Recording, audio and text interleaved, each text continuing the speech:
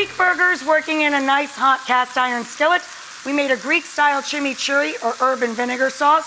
Threw that right in with the ground lamb. So this burger is already packing a huge flavor punch. Now for the sauce. This sauce has 3 ingredients. It is so delicious. Serve it with cut vegetables, slap it on any sandwich, and it is amazing with these lamb burgers. Here's all we're gonna do. Take some Greek feta. If it comes in liquid, crumble it up, take it out of its juices. Throw that in your food processor. Take a handful of toasted walnut. Throw that in there. Add some milk to thin it out. Turn on the food processor. Or not. Oh my God, I'm so embarrassed. Fit. Please. The bowl's on backwards, bless your heart. Because they make me do this backwards. We put the bowl on backwards. There we go.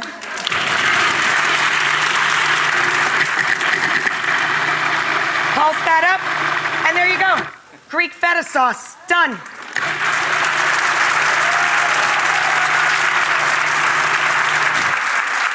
Done and delicious. I'm just gonna flip our burgers. Oh, do they look good?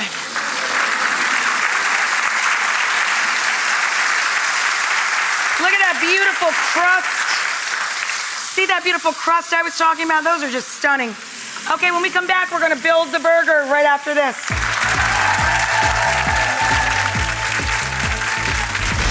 I just wanna reiterate, this is a 3-ingredient sauce that is insane. Delicious with sliced seedless cucumber, any veggies you like. Wonderful dolloped on salad. Fantastic on these Greek burgers. And all it is toasted walnuts, a little milk, and good Greek feta. It is insane. And you're gonna use this all the time. You're gonna love this sauce. Also fabulous to put out with little pita chips. What a great party snack with the pita chips. It's insane. The burgers, just reminding everybody, I made with ground lamb. You can make it with ground beef or chicken too. No worries. But the flavor in the burger comes from another perfect sauce. It was a Greek-style chimichurri or vinegar and herb sauce. Again, perfect on cheese, on a sandwich, on grilled portobellos. Here, I mixed it into a burger. It's delicious on its own. Flat leaf parsley, a little oregano, lots of mint, lemon zest, garlic, shallot, red chili flake, and a little bit of kosher salt and pepper, sherry vinegar, olive oil. Done. Zip, zap, zip. Then lettuce, tomato, and onion to go up on the burger. Whenever you're cutting something round and you want to get a little more stability, trim the bottom of it first, and then the onion stays put and doesn't get all shaky as you're trying to slice it into onion rings. Just trim a little piece off the bottom and it'll set up nicely for you. Tomato. When the tomatoes are less than delicious, try throwing them in the oven for a few minutes. Let them start to dry out a bit, and that'll concentrate what little flavor they have. Sprinkle a little salt and herb on them. You're good to go. I've got some toasted chunks of ciabatta bread here. So good. I put them in the oven and char them under the broiler. Rub it with a little garlic, drizzle of olive oil.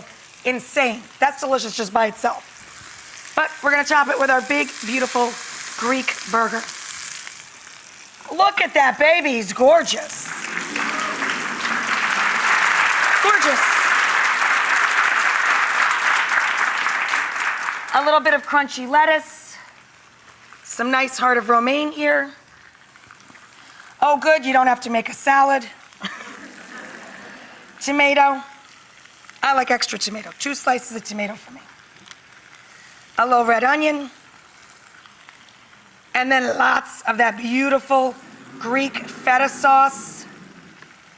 Oh my God.